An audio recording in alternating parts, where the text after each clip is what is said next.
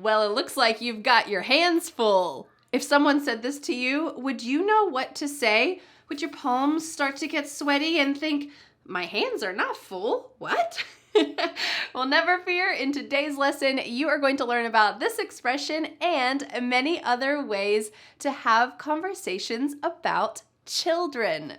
Hi, I'm Vanessa from SpeakEnglishWithVanessa.com, and today in this lesson, you are going to have a chance to practice speaking out loud with me about today's topic, which is children. This is not just for people who have children. This is for people who talk to other people who have children as well. And at the end of today's lesson, you are going to get a chance to actually practice speaking with me. So pay attention, strap on your helmet, and let's do it. But before we get started, I want to let you know that, like always, I have created a free PDF worksheet for you with all of today's important vocabulary questions, phrases, answers, including some things that you should never say to people who have children. These are extremely rude.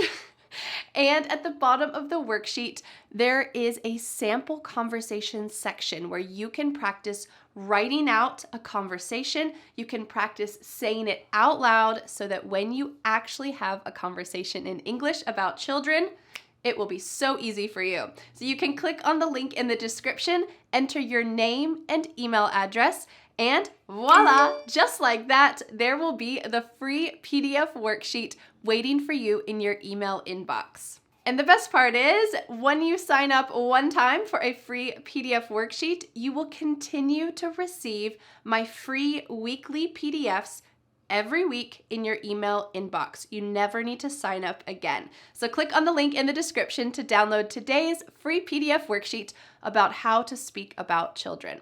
All right, let's get started. Let's start with some common phrases that people use to talk about other people's children, especially tiny, cute children. Oh my gosh, look at those. Look at those big blue eyes. Oh, look at those little toes. I know people have said this about my children many times, and I feel that way, so it's always sweet when someone else feels that way as well. Oh my gosh, look at those. Look at those little cheeks or big cheeks. Who do we have here?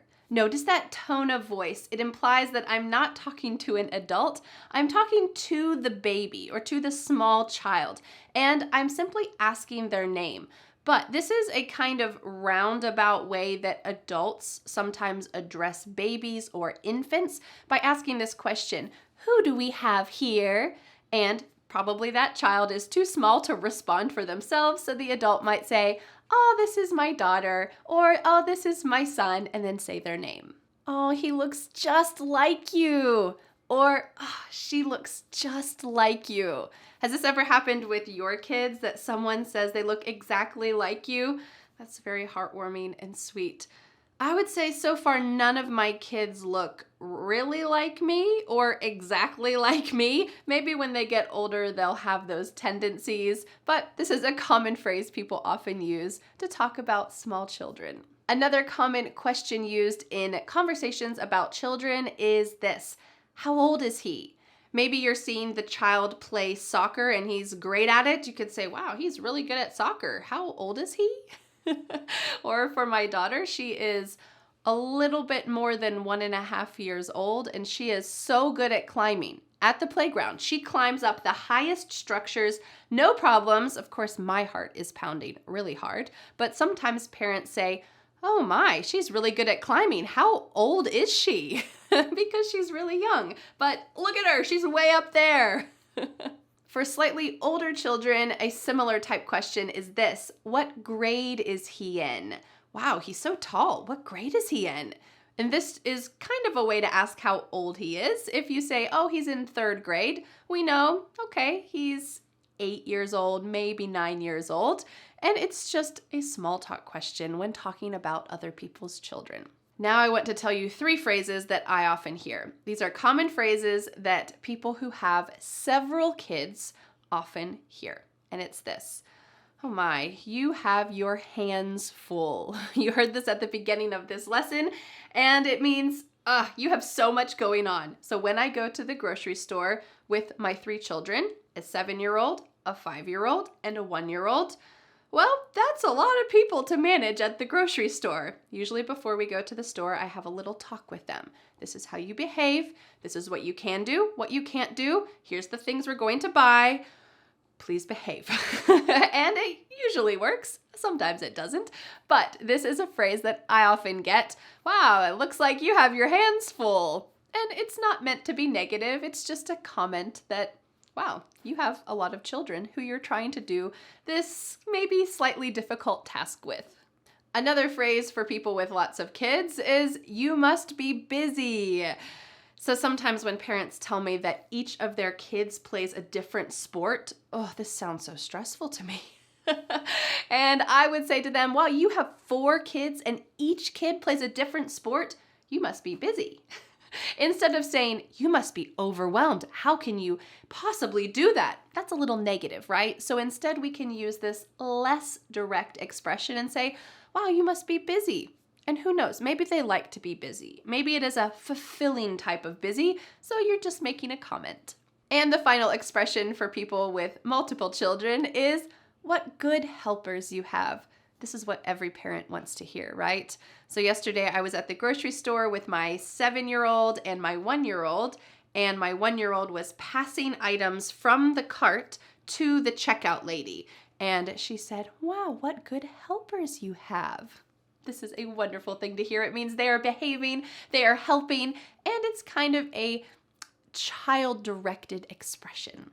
The next 4 phrases for conversations about children are comments that oftentimes older people will give to younger people. Now, you don't need to be extremely old. I would just say that you need to be beyond the age when your children are really little. Maybe you have teenage children, or maybe you have grandchildren. These are great expressions that you can use when talking about other people who have kids. I remember those days. It goes by so fast. Enjoy every moment. Now, this one is hard to hear as a parent because there are absolutely moments that are not enjoyable, but the sentiment is there, right? That it's true. It passes by so fast, and we need to try to cherish the moments. A phrase to kind of encapsulate that is this: the days are long, but the years are short. Sometimes people who have older kids or who have grandkids will say this to families who maybe look like they're busy or overwhelmed or struggling. You know what? The days are long, but the years are short. Each day feels like an eternity sometimes, but just like that, all of a sudden your kids will be grown. The years pass by in a flash. Now, before we get to some rude questions, I want to give you 2 great conversation questions if you're in the category of person who has children, maybe young children who need parents to organize their play dates for them, and you find a family who you want to get together with again. This happens to me all the time. I'm at the park and my kids just play with other kids. Sometimes they connect with other kids so well, and I want them to continue playing with those kids.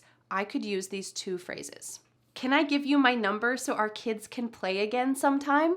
Here, I'm the one giving my number. I'm not assuming that they want to give me their phone number, but I might write it down and say, hey, here's my number. If you're ever at the park again, let me know. Can I give you my number? This is culturally totally acceptable. Or if you want to be less direct, you could just say, let's do this again sometime. Maybe you already have their number or a way to connect with them, or maybe you don't and you're a little bit worried about asking. You might just say, hey, let's do this again sometime. I had a great conversation with you. The kids played so well, and maybe they will give you their number. Or if they say, yeah, let's do it, you could grow your confidence and say, can I give you my number so that we can connect again? Great. All right, the next few questions are questions that are rude to ask people with children or people without children in English. This is specific to American culture in the US. It might also be true in your culture as well. Actually, let me know in the comments. But these are absolutely true in the US. The first one is, do you have kids? It's just too personal, especially this one. Do you want to have kids? If you're someone's best friend, of course you can ask them, but this is not a great question to ask most people. It's too personal. And certainly not the next one. Why don't you have kids? Just leave it alone. There's so many reasons why someone might not have kids. They might not want kids. They might not be able to have kids. They might be really, really wanting kids and they just haven't been able to get pregnant yet. This is extremely personal and really touchy, so just avoid it. Also, don't ask, are you going to have more kids? This happened to me a lot when I had one kid. Are you going to have more kids? Sometimes I felt open to talking about it, and sometimes I didn't. And when I had 2 kids, and people asked me, are you going to have more kids? I just felt like, this is too personal. I don't know. I've been struggling with this question for years. I don't know if I want to have more kids, and I hardly know you. I don't want to talk to you about this. So just avoid the question unless there's someone who's really close to you. And on that same vein, this one. Is he your only one? Or is she your only one? And this is asking, is she your only child? Unless they offer that information, I just wouldn't ask because it kind of implies, why don't you have more kids? What's the problem? Just too personal, right? So try to avoid these questions if you can, and I think you'll be on the safe side. Okay, before we go to the sample conversation where you will see my husband Dan and I talking about children and having a casual chit chat using today's expressions and hopefully avoiding the rude ones, I need to give you an announcement. This is a little PSA, public service announcement. In the US, please do not ever give a child who you do not know food. I have seen this happen in other countries. For example, when I was a nanny in France, I was sitting at the playground and I was watching my French children who I was in charge of, and everyone was sharing snacks. We didn't know other people at the park, but people were just sharing afternoon snacks with each other. This would never happen in the US. There are just kind of personal boundaries around who you give food to. Does that child have an allergy? Does their parent want them to eat that? There's this kind of culture of food is something that you need permission to give a child.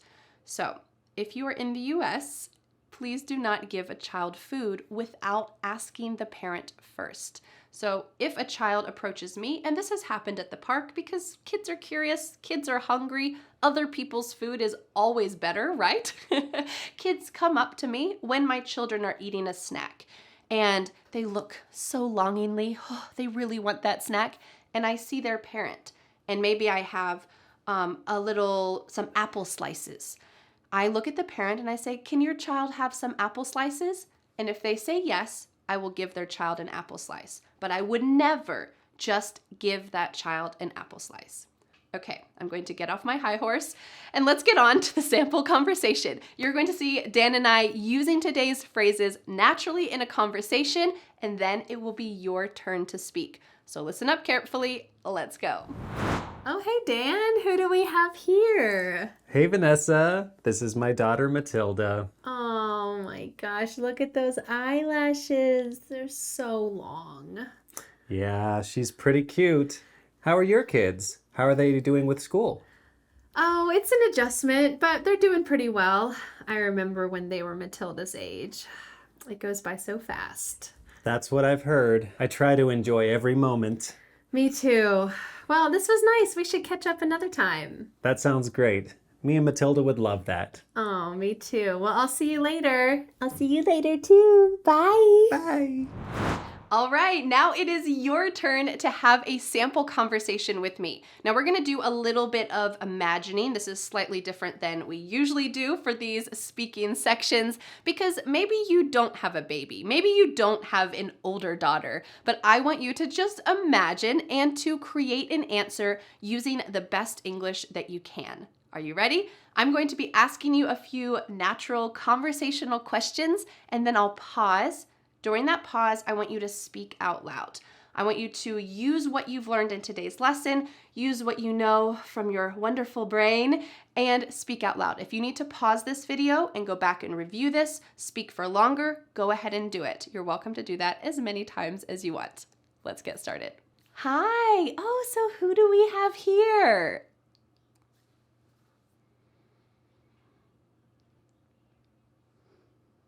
Your older daughter is in school now, right? What grade is she in?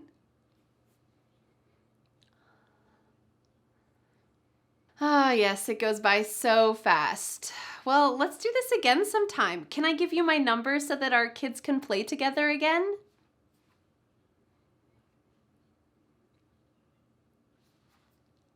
Well, thank you so much. It was great to meet you, and it was great to meet you too. I'll see you later. Bye. So how did you do? Were you able to have this little chit-chat conversation about children? I hope so.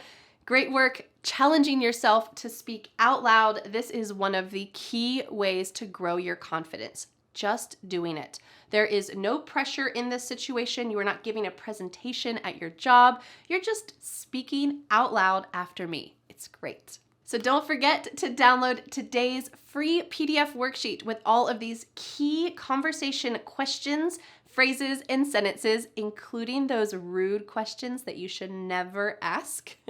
They are all in today's PDF worksheet, including a section where you can write out your answers to the conversation questions section. This way you can test yourself, practice using them, and when you have those real conversations in real life, you'll absolutely be ready. You can click on the link in the description, enter your name, email address, and voila, just like that, you will receive my free PDF worksheet in your email inbox. And you will continue to receive a free PDF worksheet in your email inbox every week from me.